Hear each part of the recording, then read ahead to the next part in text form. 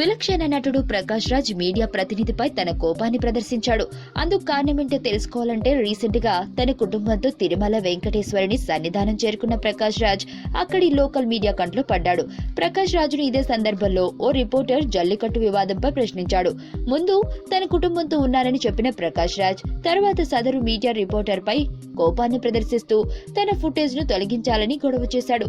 గతంలో కూడా కావేరీ జలాలపై ప్రశ్నించిన మీడియాపై ప్రకాష్ రాజ్ తన కోపాన్ని ప్రదర్శించిన సంగతి తెలిసిందే.